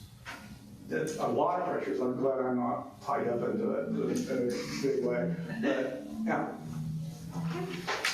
I would say as a liability under land use or economic development or agriculture is limited water supply. Okay. Or the limitations on water supply. Yeah, we've got a river running down through the center of the county. We have a bunch of creeks that empty, the watersheds that empty into the Mississinawa River. Sure. But, and I can only speak to what I know as factual. In the northeast part of the county, northeast of Marion, 40 years ago, Steve, was it, when the city of Marion went out and drove those deep wells to supply Marion with Foster Marion's water supply, maybe it was 50 years ago. I was in my teens at the time. A lot of the farmers out in the immediate northeast of Marion, and residents as well, had to drill new wells because of the water table, the impact on the water table. So I don't know what the water table is like, Mr. Todd, in the other parts of the county, but that would certainly be a consideration for any industry that comes in here that has the need for high volume of water supply to support its processes. There is a great water supply in that part of the county. Yeah, when the city did put those wells in, it did affect the static level, but it really didn't diminish the water. The wells just needed to be deeper. Back in the day, you put a 40-foot well in, you could drive it by hand, and you could pump all the water you needed. But the water's there. Matter of fact, the water in Grant County is overly abundant. So that's really a resource that we have that not a liability, and yet, as you say, without having any kind of limits, it could become a huge liability. So. Well, we see counties where their water's being impinged upon because of industry from other counties. They want it piped across, Right. So it could happen. One of the biggest water users we have is Thompson, RCA. And when they closed, we use 2 million gallons of water a day, yeah. So in the whole city, right now, the city uses about 4.5 million gallons of water a day. What about others, in terms of any items that you have on your notes or thoughts there? Well, I'm new in town, so I'll say that I come from Michigan, and so the perspectives are different and interesting. So I'm eager to listen and learn what the concerns are here. From an economic development perspective, I think talking about, the Indiana brain drain is an issue. We're great at recruiting college students.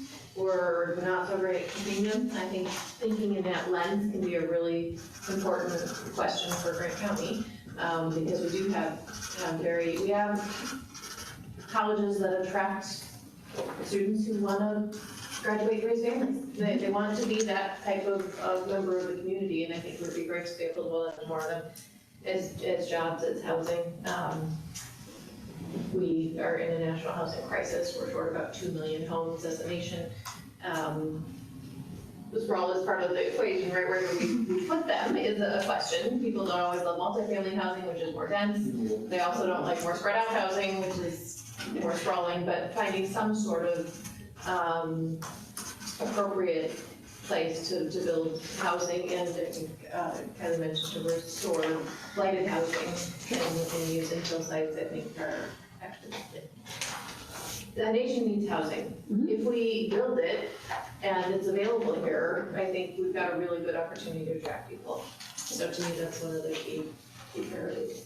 And we have a warm, welcoming community. I think I love that about living here.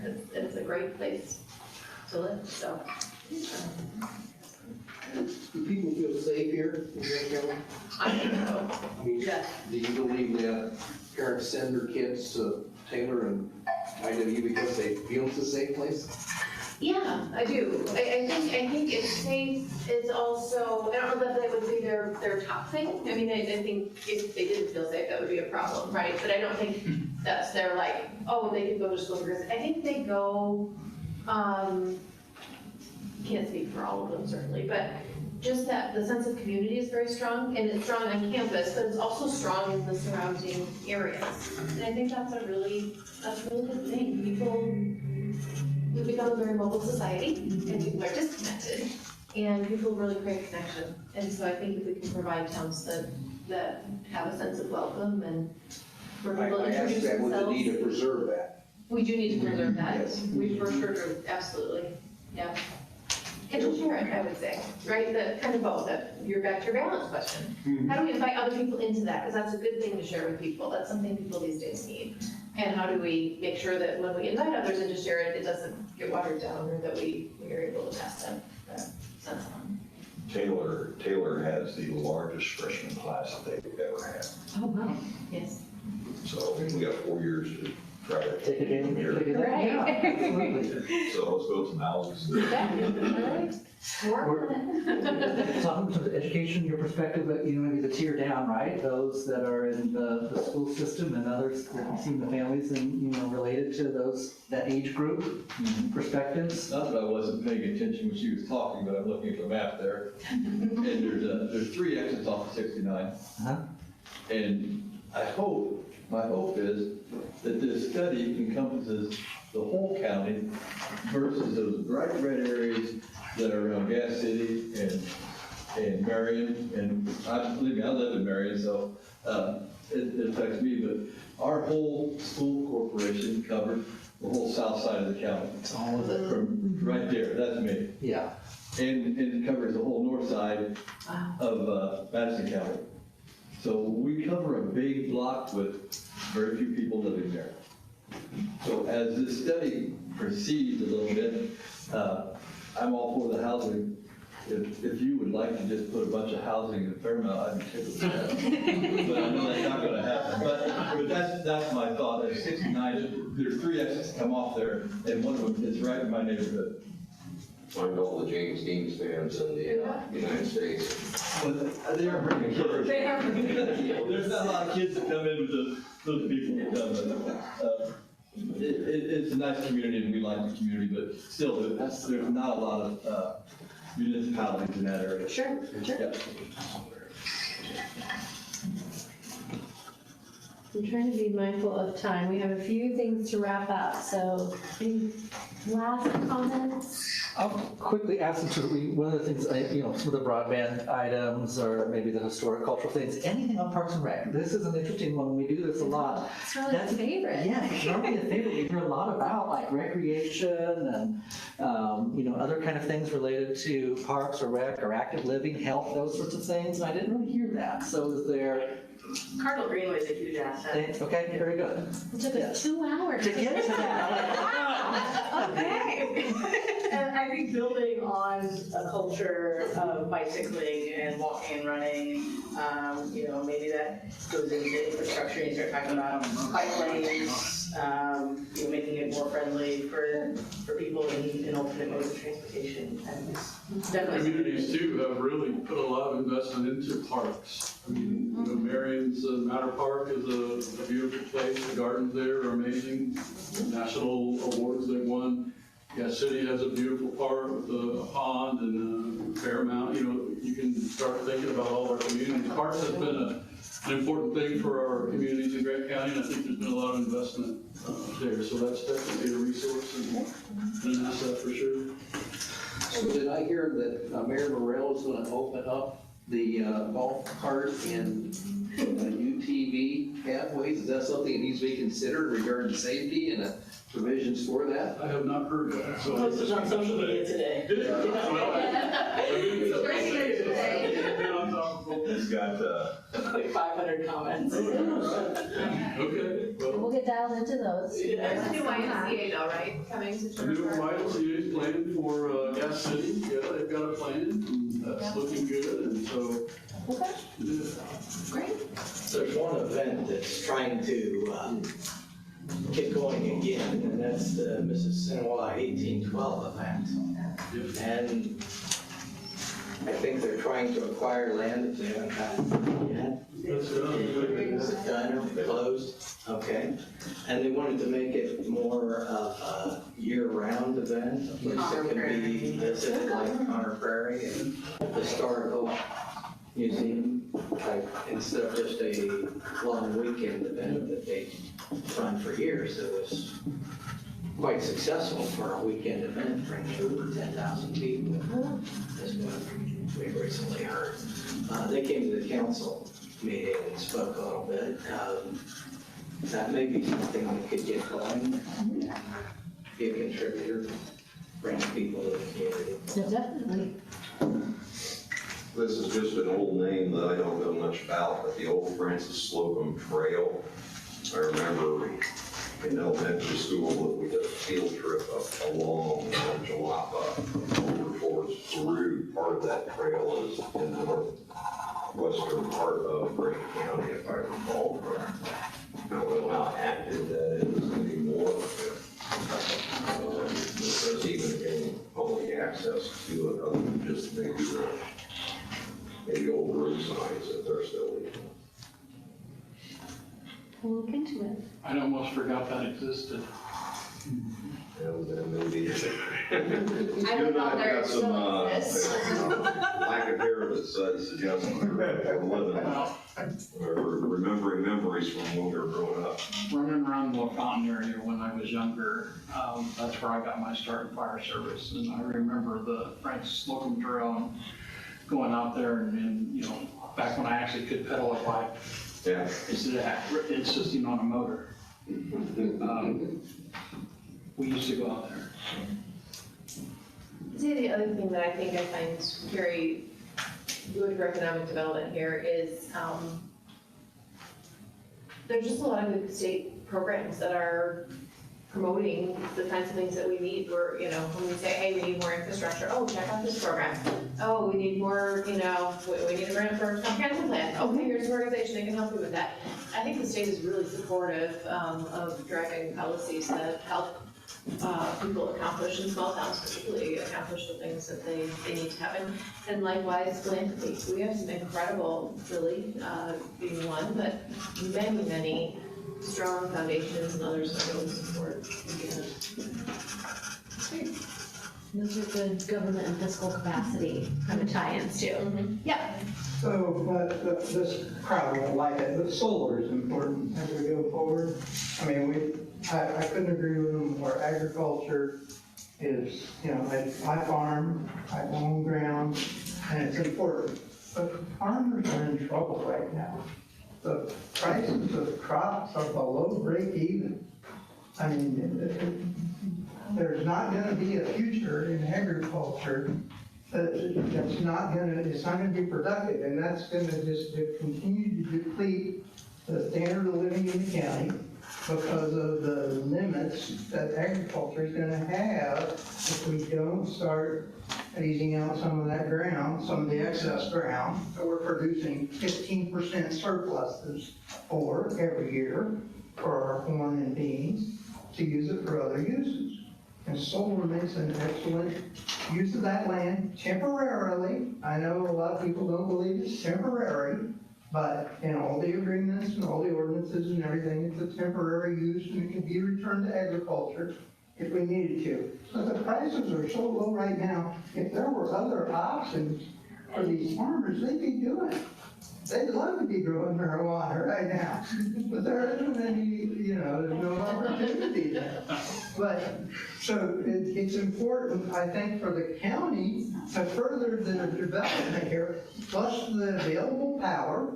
All these data centers and these businesses that are coming into the county are gonna need the additional power.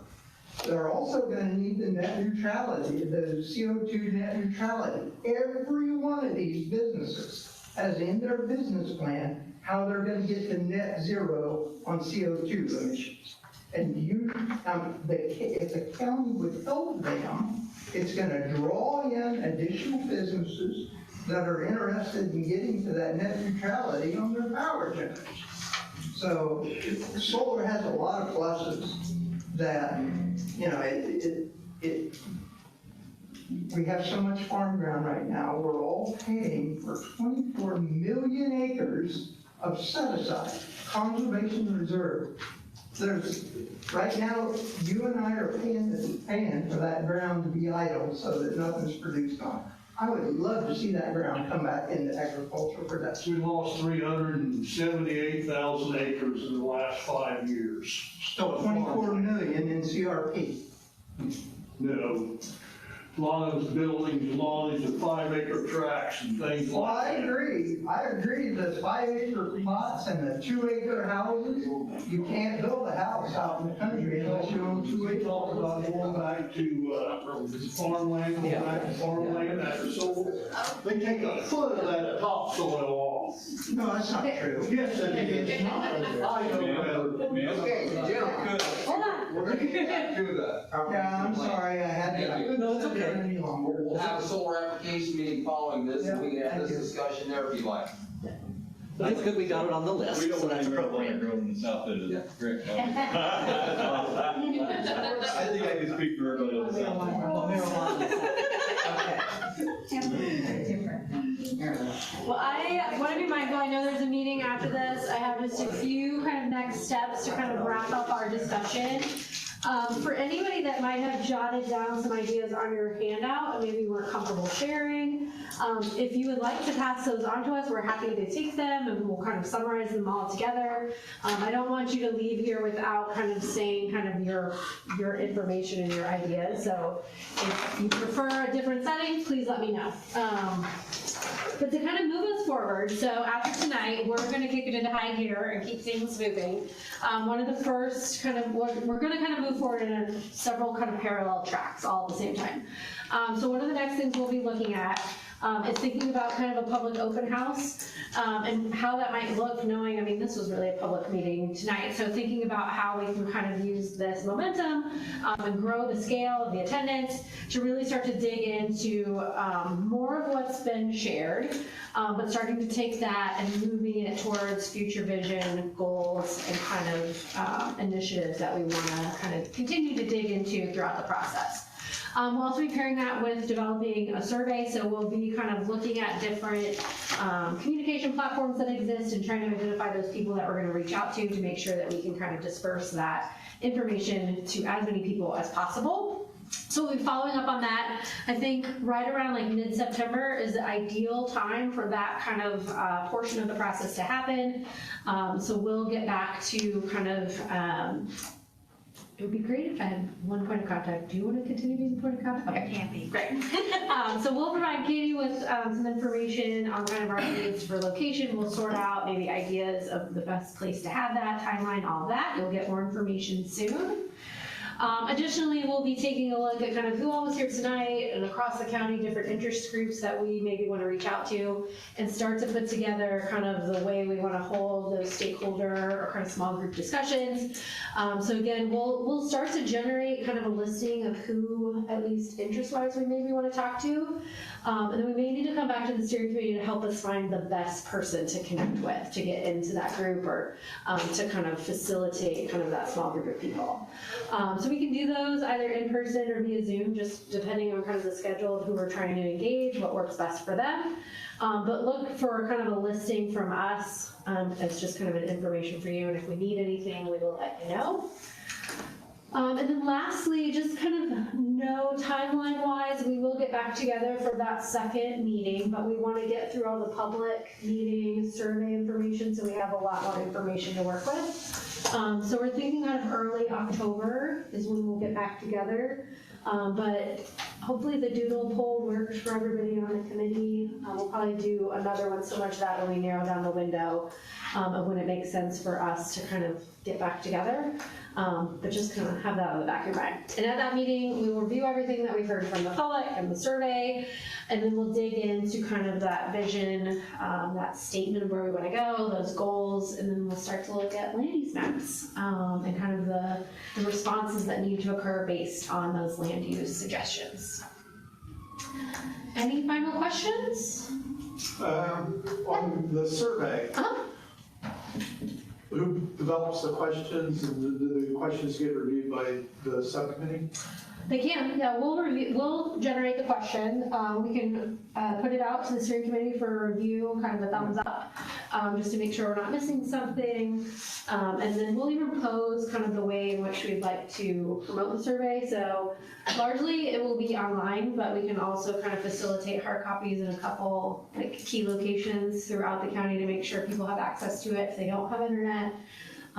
We may reach out to our school friends too to see how we can maybe circulate that with either parent groups or certainly at the university if we can get that maybe out to some students. We basically want to hear from all. And we certainly try areas. to, as noted there, like the survey will launch, you know, kind of at that public workshop or public session. So sometimes there's also duplicative, maybe that's the right word, like items or topics that would have been at that public session. So if someone can't physically come to that, session, then over the course of the next, 3 or 4 weeks when that's open, they can still respond to some of the similar items or discussion, kind of elements that were at that public session as well.